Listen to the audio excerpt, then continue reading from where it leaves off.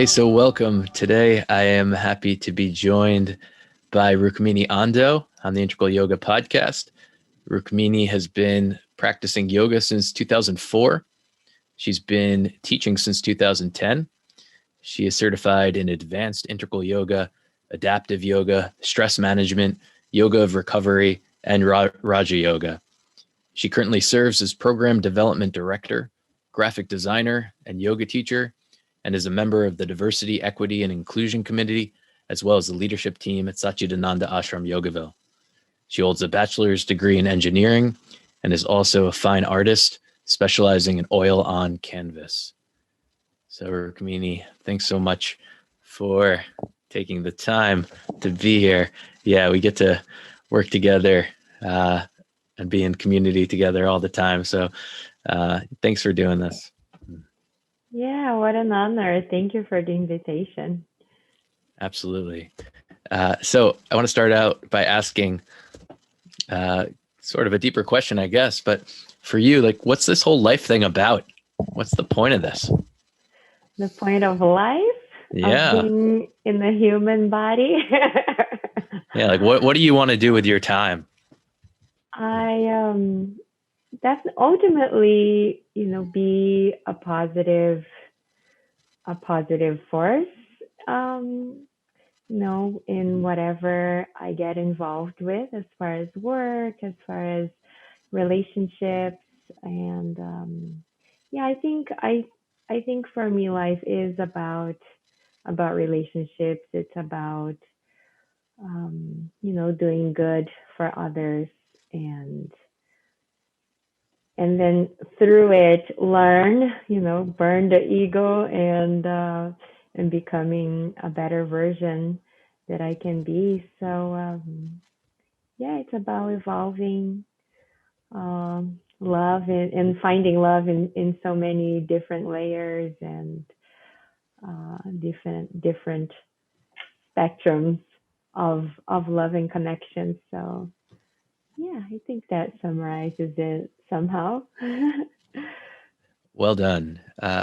Why is being a positive influence important to you?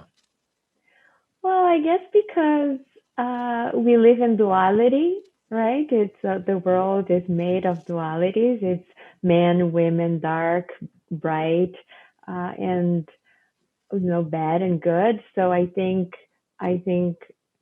being a positive light, a positive force means to for the betterment of others and humanity on in an ultimate level. So yeah, to find, because there is so much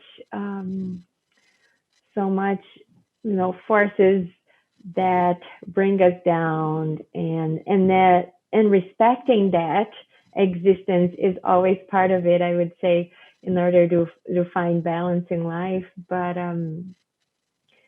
being part of something, uh, a co-creation of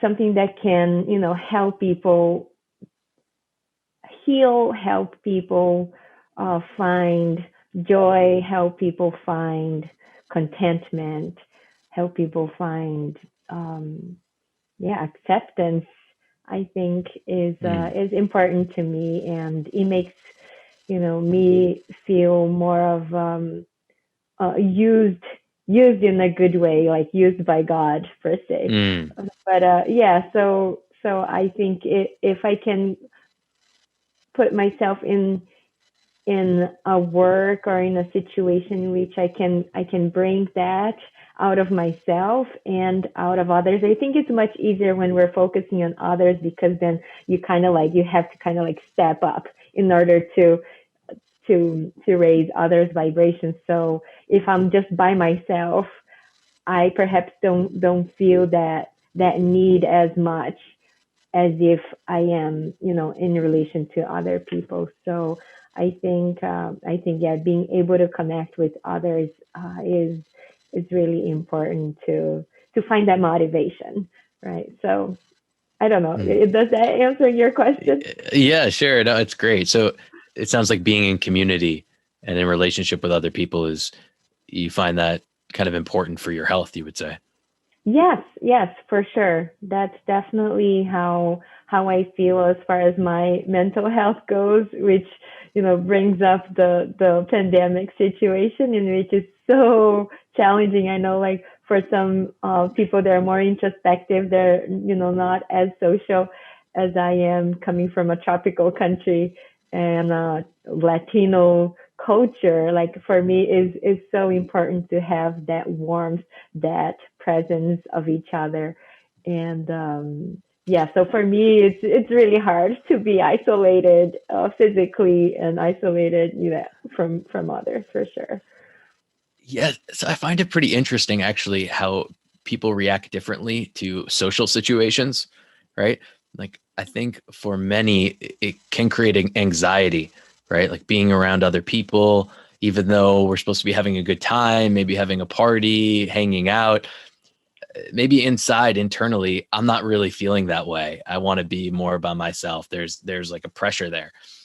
But for you, it sounds like maybe it's easy. It's very natural to just like, hey, we're hanging out. Like, this is what it's about. Like, I just want to enjoy. And it's easy for you to kind of let go into that experience.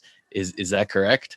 Yeah, yeah, yeah. It's interesting for me to hear that. That's, yeah. For some people, it really might feel a little bit of an anxiety, but I normally don't feel that way unless I'm on like PMS and and about to get my period. Then I really don't want to see anybody.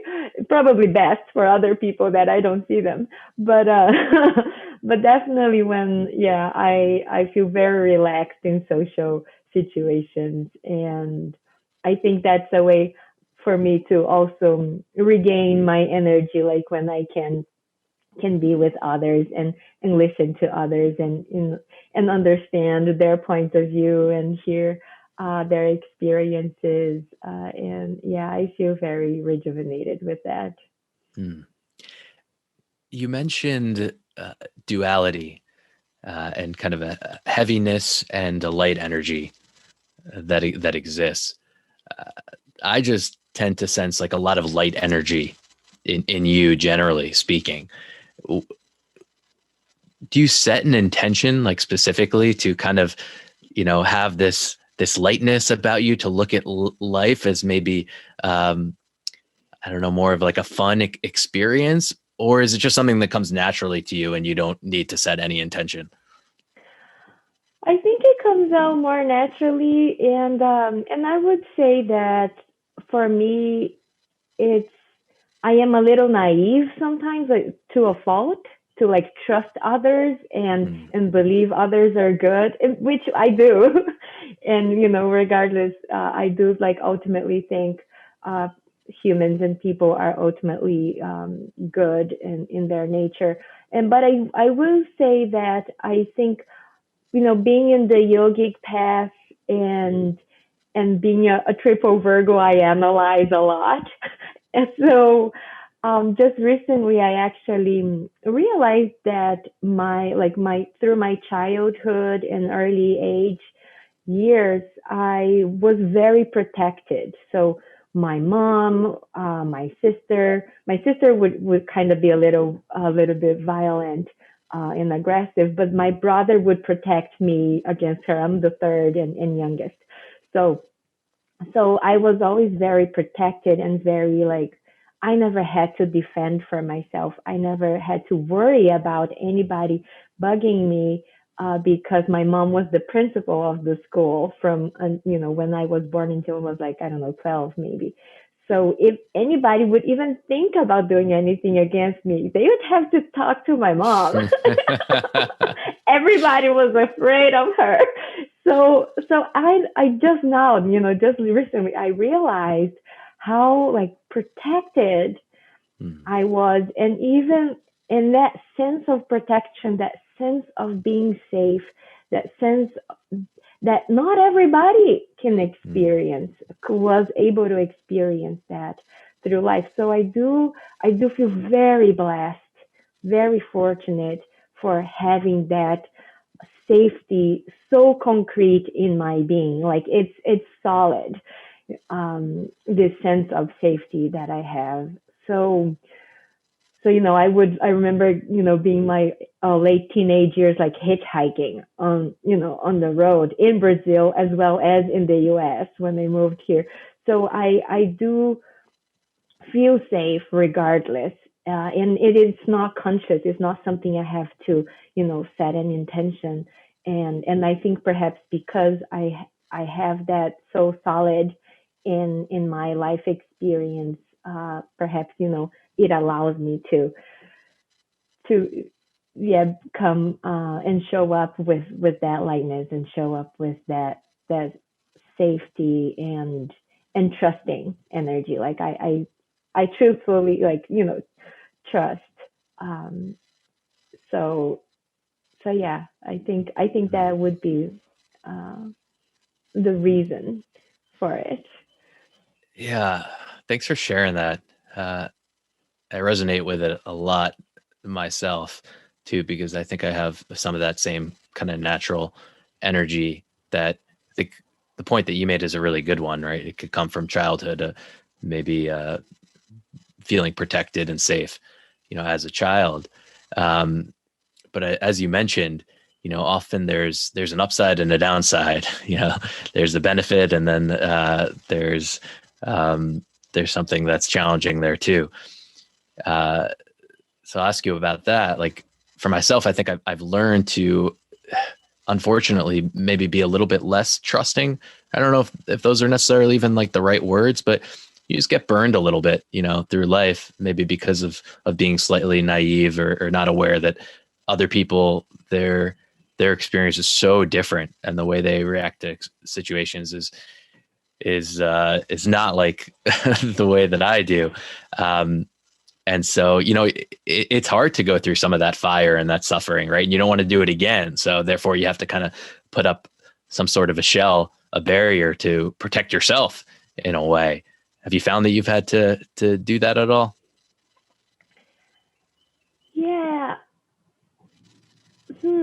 Like to protect me. So yeah, that's the thing. Perhaps because I feel like I had been so protected, I never had to defend for myself. And so it's almost like when, I guess, for me in my past, I so I was born in Brazil and lived there until I was about 21. And that's when I moved to the US, and that's when I kind of like removed that family protection in a way.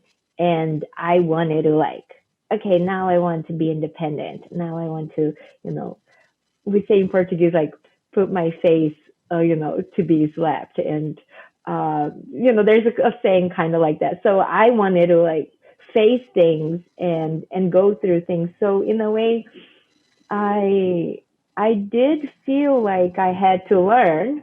I had to learn to protect myself, because, of course, it's a different culture, it's a different country, different language. So definitely, I had to, step up and in order to find that independence. Um, but I don't think that changed my safe uh, feeling of being, with people or trusting. So, I mean, I try, especially, after working here for a while. It's interesting to be able to, like, also, give the benefit of the doubt. And of course, like, this safety and trusting that I'm sharing, perhaps with other people who's experienced a relationship with me, didn't see that. But but I guess,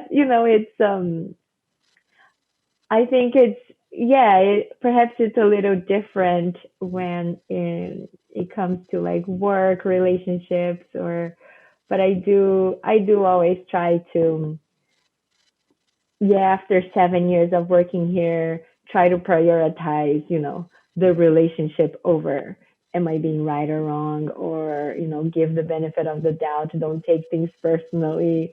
And and perhaps that's a way that I protect myself, by keeping these relationships, um, or most of them, keep them okay in a good standard. So I want to understand you. So you're saying like prioritize the relationship. Do you mean in a way like, would you say lead with love or prioritize love? I would say like I would apologize and humble myself and say I'm wrong in order to, to keep Mm, that relationship. I mm, would, that's what I mean. And perhaps to me, that's a way I protect myself mm. from any other, conflict or, uh, yeah. Yeah, I mean, the thing I discover more and more is like conflict. I, I don't know what good it does. Like to be in conflict and have that bad energy. I don't think it's helping the other person. I don't think it's helping me either. Uh, but it's it's not always easy to see that, right? Like I don't know about you, but like for me, that there's something maybe because of inputs from society or my experience as a child. I don't know what it is, but like there is a part of me that will like move into like feeling righteous, right? And maybe being angry at someone else and having that conflict. So I mean, I personally, I find that the yoga has helped a lot of that, right? And kind of remembering the unity of yoga, that even though maybe I disagree with this person, that I still wish them well, right? Yeah, yeah, yeah. Ultimately, that is where we want to get to. It's like, yeah, there is like these things on the surface that like, we disagree, and then there's a little conflict. There are these reasons, and then we try to use our rational brain to justify, and there's like all these la la la la, and then but then yeah, I think yoga definitely helps us to like, okay, honestly, like, what is the most important? And I think that's something we learn in nonviolent communication, right? Like the most important part of this interaction is the connection. It's the understanding. And yeah, so definitely I think yoga too helps with that as well, in a sense of like, we go to meditation, we connect with the stillness, with the higher power, and okay, this is the most important, and then whatever happens on this level, it's okay. We'll Mm. play with it. Yeah. How did you discover yoga? What was your entry point? It was during college years. I was trying to, be more in shape, and there was a yoga studio right in front of the gym I started going to. And after 3 months of being at the gym, I got tired of the repetition and just like, I'll try yoga. So I tried it and I fell in love with the practice, as in my like, the free trial class that I took. So it was like, oh my God, this is like everything that my body and my mind ever wished for. So it felt like very, I don't know if natural is the right word to describe, but it felt like, like this is exactly what I need. And it's funny because like that Nauli Kriya thing that is kind of hard for most people to do. I remember being able to do that since I was like 13. And so maybe, past lives, I've done yoga before, and when I did it, it was like like, okay, this is, yeah, I dig it. But you mentioned starting it for the physical aspects of it, but that right away you saw the benefit uh, for your mental state of being as Yes. as well. Was that kind of like Yeah. unexpected? You were just like, oh, I feel better in my mind. I when I started, before I did that first trial practice, I read a little bit about it, and I remember, reading something about breathing practices, and I used to have like some sinuses stuff, and I was like, oh, maybe that will help. So I kind of knew there was like some type of breathing practices, but I never realized how impactful it was going to be for like my emotional being, for my mental health. So that definitely was like, yeah, yeah, Mm. mind blowing when I first like took that class. And of course, at that point, I wouldn't even be able to describe this. That I had no idea about, mind and emotional bodies and all that. But I definitely felt it was the right thing to do. Mm. And what's your practice like these days? So I meditate every day and I do pranayama. I think before I came to Yogaville, I was doing more asana. I was doing more asana every day, and I couldn't really meditate, like sit in silence for more than a minute. But then once I moved here, things kind of shifted. Even though I started teaching more, I didn't practice asana as much, but my meditation practice definitely got better. And now that I have a sauna, I meditate in the sauna and then take a cold shower. So it's just Mm. pretty revitalizing. Mm. So as someone who maybe didn't find meditation to be such an easy practice to begin with, and that now it sounds like maybe you've fallen in love with meditation or you see the need for it, what would you say to someone that's kind of struggling with developing their own meditation practice? Yeah, so I mean, for me, it was definitely the hardest practice of yoga in general was to be able to meditate. That was like worse than doing a headstand, worse than doing, like balance on one hand. That's harder for sure. And so yeah, be patient, and I think cultivating acceptance Mm. of where you're at is the first step to anything. And then from that point of acceptance, then we can, okay, let's, baby steps. And there's no rush to get anywhere really. Like, we are perfect as we are, and have fun with the process of, whatever goals that you have. And yeah, there's no rush. Mm. Yeah, I appreciate that. Yeah, acceptance. I'm finding that to be more and more of a key, and also a challenging, a challenging one to simply just accept. It's like so obvious. Like, why would I not accept? How could I not accept? But All at the right. same time, there's like a part of the self that like wants to rebel against what is. Mhm. Yeah. Yeah. I don't know. It might be the times we were born in, and how, that's how culture and Western culture, how we learn, how we watch, how why we observe, and criticism. There's always this.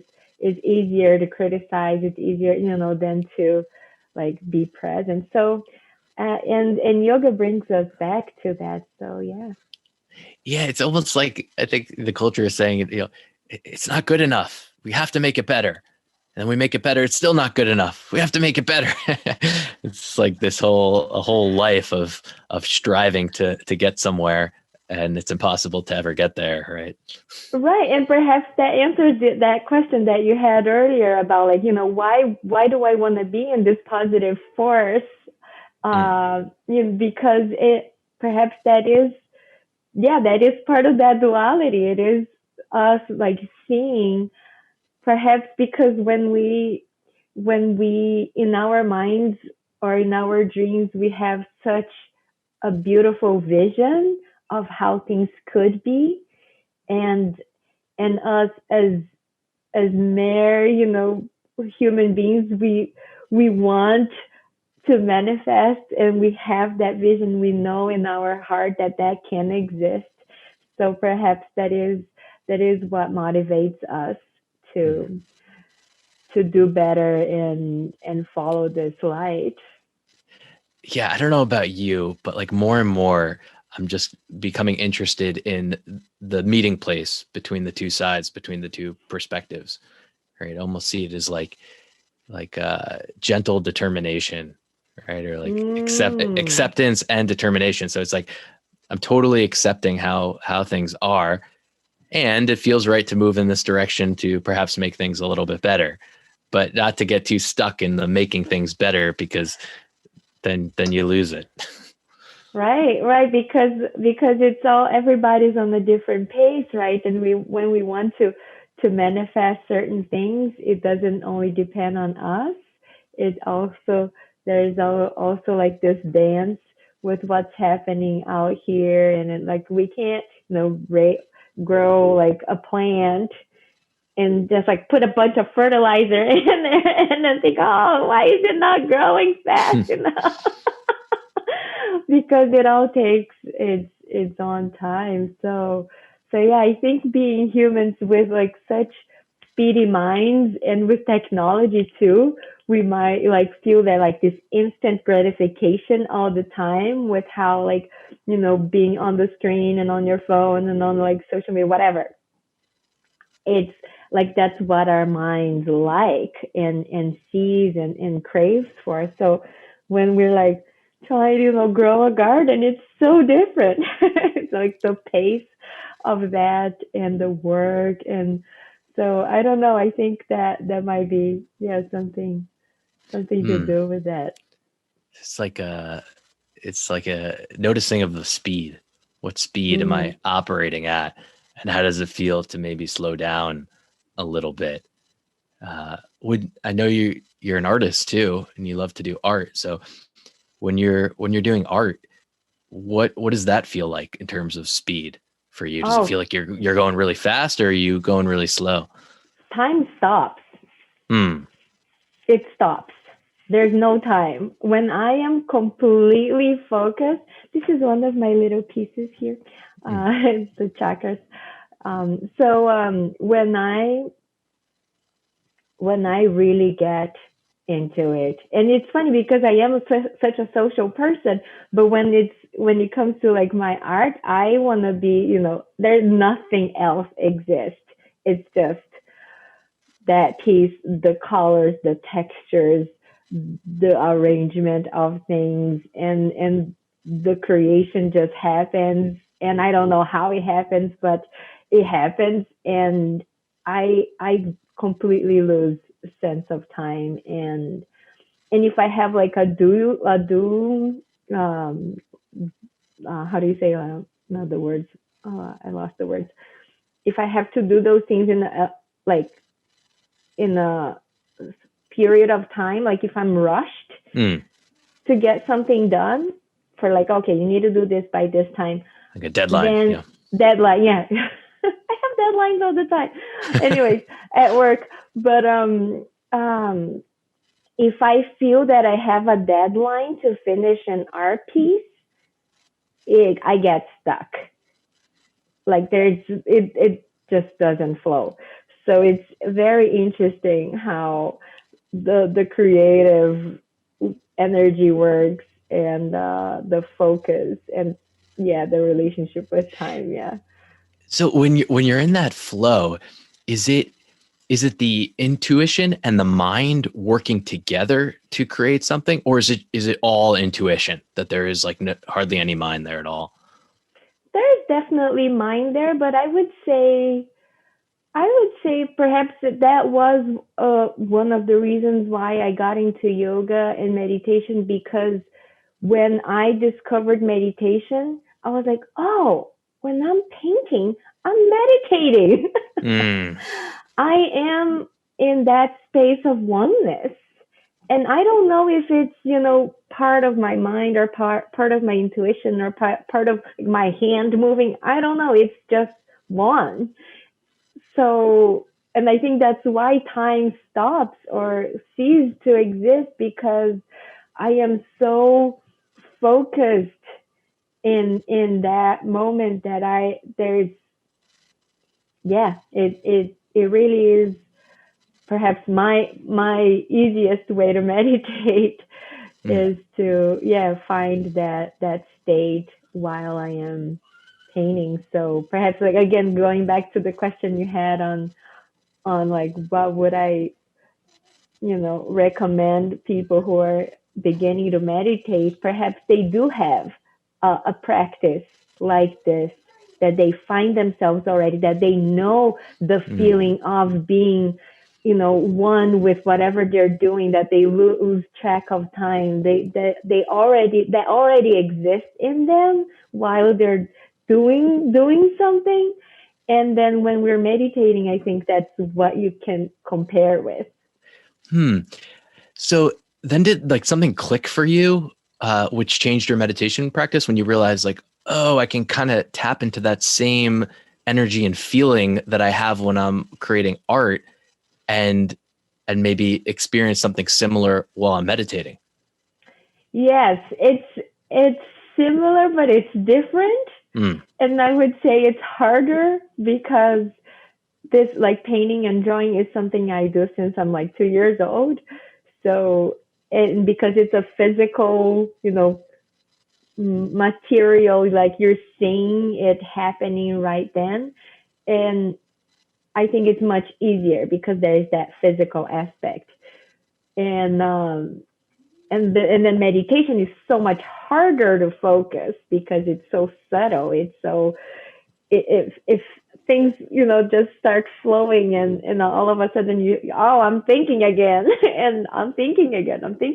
So I think it's definitely different. But when I can finally find that stillness for those brief moments, then perhaps it's even deeper than the painting experience. I would say that is it's harder, but it's deeper. It's yeah, unexplainable. Which makes total sense to me, actually. But it's almost like diving into the deep end of the pool to just sit and meditate, right? And I think what you're talking about is such an important key for us to realize, is that we all meditate actually in different activities. I say for myself, when I was a child, it was more sports. Like when I would be playing sports, that would be like my meditative activity. And it's always something that we love, I think, too, which is a key. So it's like to find that love, foster that love in our meditation practice eventually as well. But it's like you said, the difference is like there's this anchor, right? It's like, okay, I have this objective to do, catch the ball, score the point, or, create this piece of art. So that's like the anchor of what to focus the mind on, which you can have the exact same thing in meditation. It's actually, that's what the practices are, have a mantra or notice the breath or feel the body, those types of things. So it's like, it's doing the same thing, but I think it's just like at the higher level of it. Yeah. But the reward is better, That's true. Perhaps. Yeah. I think I like that you use the word anchor, and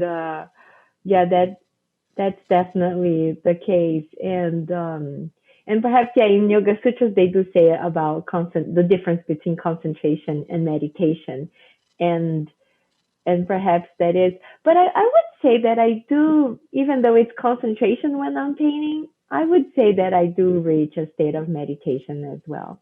But then again, when it's just sitting and consciously trying to reach that, then the reward is deeper. Yeah. I wanted to ask you about teaching, both just simply, why do you teach? Why have you chosen to spend your time teaching? And then are you missing it at all during the pandemic time? Yes. Thank you for asking that, because I do see teaching yoga as like perhaps one of the most beautiful or rewarding sadhanas that, to me, that I can do. And the reason I teach, again, I think because it is a way that I can fulfill this perhaps this need of being a positive force. So for me, it's a way that I can provide that I can try to be a clear vehicle for the teachings that are so powerful. And the reason I say it's such a powerful sadhana for me is because when I teach, it's almost like I try my best to get out of the way So it's almost like whatever personal issues or a personal needs or an individual desires that I have is put to the side so I can serve, so I can do and use my brain so I can, bring what these people need. Like, what do they need? What would be beneficial for them? And I probably don't know what they need, but just being in that place of trying to serve them as best as I can. And it's not serving me; it's for them. I'm not saying these words. I'm not putting you in these poses for myself. It's for you. So I think and that to me is the real karma yoga, right? When we are completely out of the picture and we like 100% want to serve others. So I think that's such a powerful practice because of that aspect. I think when I'm like meditating, it's all no. This is for others, because if I'm feeling better, it'll be better for others. But it's still something for myself. When I am teaching, it's like I'm having the worst day of my life. If I am asked to teach, somehow I can be there and give these instructions and put people in yoga nidra and relaxation. I'm like, I remember, like, seriously, the day I was like I felt like a zombie. I was so numbed by such extreme negative feelings on that day. It was like completely devastated. But I was scheduled to teach a class in Farmville, and I had to go to DMV to do my license or whatever, something I had to do there. And I remember my picture of my DMV is like so bad. My driver's license is like the worst thing. Seriously, I felt like I was out of my body. That was like yeah, like just emotionally, I was completely horrible. And then I went to teach, and then when I put these people in yoga nidra, I was like, whoa, what just happened? Like, this is so powerful that I don't think we can even realize, how powerful these teachings are. And when we can get out of the way, like, you can still do it. It still benefits others. And yeah, it's definitely something I want to continue to do until the last day of my life. Yeah. Mm. Wow, I feel like you've really integrated this experience and the benefit of serving and what it does. And yeah, I think Swami Satchidananda like really knew this on such a deep level, that service is the key, that nature is set up like this, that when we give, when what we're doing is fully in service to someone else, something comes back to us that's so pleasing. And it just makes me think of like, what is the possibility of living like more of our lives in service to others, where, me is out of the way. It's like, there is no, it's like a huge breath of fresh air that I find for myself too. And like, that's why I love meditation too, because for me, like, that's the place that I love to go to if I can, when there is no Avi, like he is not there. And like, even service and meditation can be something, right? Like, I'm giving this meditation to the universe, right? Like, my vibration's going to a peaceful state, and I'm just sending out that peace to the world. But however you want to serve, right? Like, something happens when that intention is pure, to just be there for others, right? Those students doing yoga nidra, like, there's no Rukmini. There is only the intention to serve them and be a positive influence on them. it's so refreshing. That's the only word I could think of. It's just like the most refreshing thing. Yeah.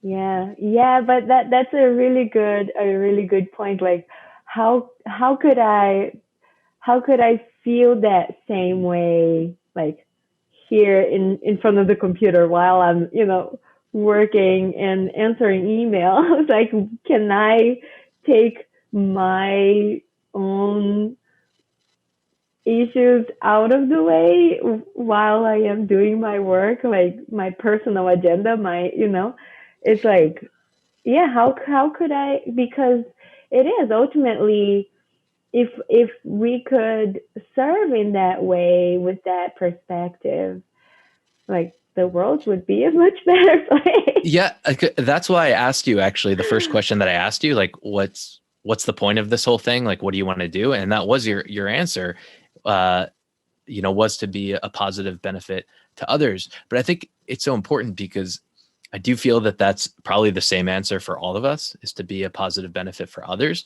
but to realize that that's my answer. Like, why am I doing what I'm doing in my life? Like, what's the point of this whole thing? Oh, it's to be of some kind of benefit to everyone else. That I think is just a step, just to realize, like, that's my intention. Like, I know I'm going to get lost. Like, when I do emails and work and whatever, I'm going to get caught in this other thing anymore. But at least maybe I'm taking a step in that direction by realizing that, like, my truer self has that intention. Yeah, and I think to the fact that we're working for an ashram, I think that perhaps was the reason why we wanted to work here, because we know that this place does serve and is such a positive force, right? So being part of it, not even if I am not aware of this while I am answering my email, just knowing that I am part of such a community and organization that is such a positive force on itself, and be part of it, even if there are all these different agendas and all these different interests and all these different perspectives. I think, yeah, it's like, yeah, really being able to, but then like, yeah, go to the next level. It would be that, like could I see my work here the same way I see my yoga teaching? And then definitely, like, more challenging, because like you said, we do get caught up on things, um and our mind, our individuality, our personality, gets in the way while dealing with these things, more than you know teaching yoga. So yeah. Yeah. Rukmini, thank you so much. It was a great conversation, and I'm really happy to be serving alongside you and be living in community with you. I appreciate your energy so much. Thank you.